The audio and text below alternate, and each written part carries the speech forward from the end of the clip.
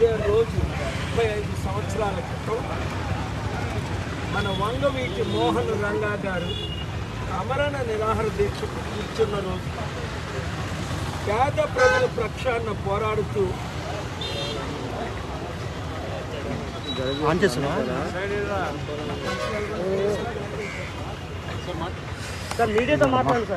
పేద ప్రజల పక్షాన పోరాడుతూ నిరాహార దీక్ష చేస్తుంటే రాజకీయ దుర్మార్గపు క్రీడలో బలైన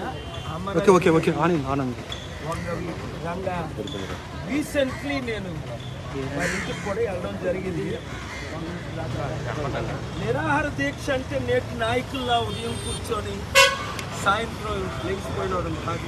ప్రాణాపాయం ఉందని తెలిసి కూడా రాత్రనక పగలనక ఆయన అమరణ నిరాహార దీక్ష చేశారు.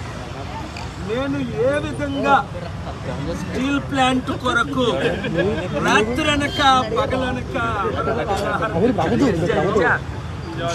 నన్ను రాత్రి 12 నుంచి ఉదయం 5 గంటల వరకు మంచి సెక్యూరిటీ పోలీస్ ఇక్కడ ఉండబట్టి కాపాడారు కాబట్టి, లేదా నన్ను చంపడానికి నా క్యాంపస్లో ఏ విధంగా ప్రయత్నించారో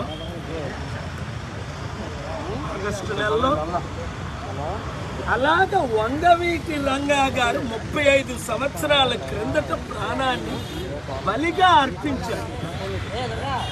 ఆయన దేశ నాయకులు కారు. ఇవాళ ఆయన అన్నాడు మీడియా పెద్ద రిపోర్టర్లు, ఆయన రౌడీ షీట్లండి అని. నేను అడుగుతున్నా, ఈరోజు ఎమ్మెల్యేలు ఎంపీలు ఎవరు రౌడీ షీట్లు కారు? ఈరోజు ప్రధానమంత్రి, హోం మంత్రి గుజరాత్లో జరిగిన ఘటనలు గుర్తున్నాయా? 2500 మందిని సజీవ దహనం చేశారు. ముస్లిం హిందూ మధ్య గొడవలు పెట్టి వారు ప్రధానమంత్రి కాలేదా? హోమ్ మినిస్టర్ కాలేదా? మా కాపులైన వంగవీటి రంగా అయితే ఎవడూ గుర్తించుకోడు. పవన్ కళ్యాణే గుర్తించుకోవట్లేదు ఈరోజు. ఎవరి వరకో ఎందుకు? ఏడి చిరంజీవి, ఏడి పవన్ కళ్యాణ్? తమ్ముడు అన్న, నేను ఇదే మీకు పిలుపునిస్తున్నాను. ఈరోజు మరలా వంగవీటి రంగా ఆత్మ ఘోషిస్తుంది. హరిరామ జోగయ్య గారి ఆత్మ ఆయన బ్రతుకుంటుండగానే ఎంతో బాధపడుతున్నారు. కాపులారా ఏకము కండి. కమ్మ, రెడ్డి, వెలమ అందరూ కూడా ఈ కార్యం ఈ రోజు నేను ఇక్కడ పునాది స్థాయి వేస్తుంటే, ఎక్కడ విశాఖపట్నం బీచ్ లో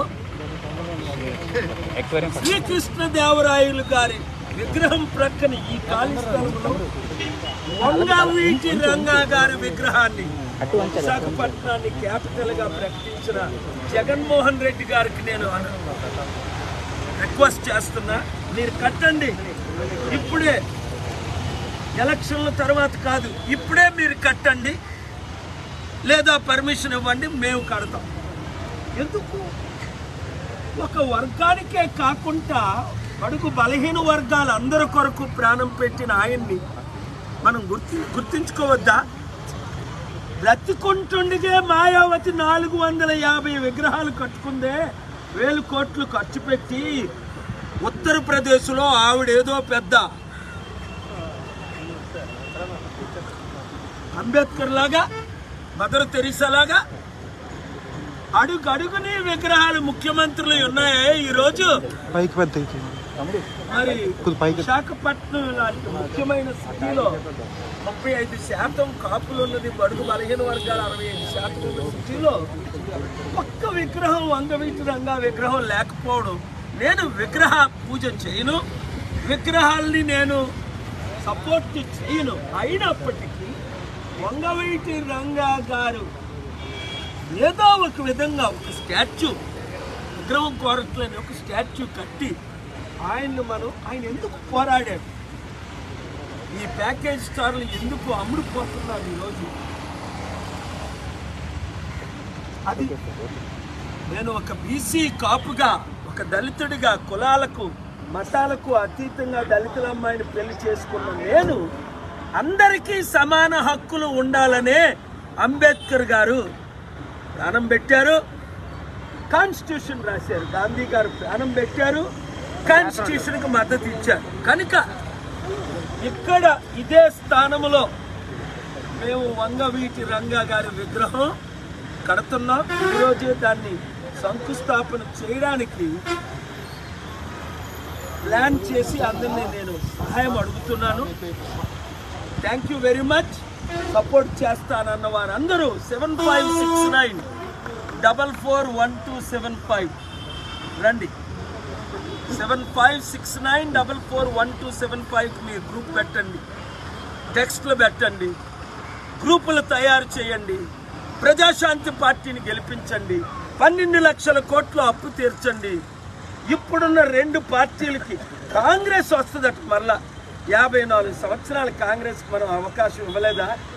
ఒక్క కాపునైనా వంగవీటి రంగా లాంటి వాడిని కాపాడారా? ఒక కాపుని కానీ బీసీని కానీ ముఖ్యమంత్రి చేశారా?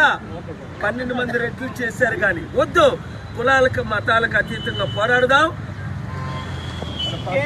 గెలిపిస్తాం.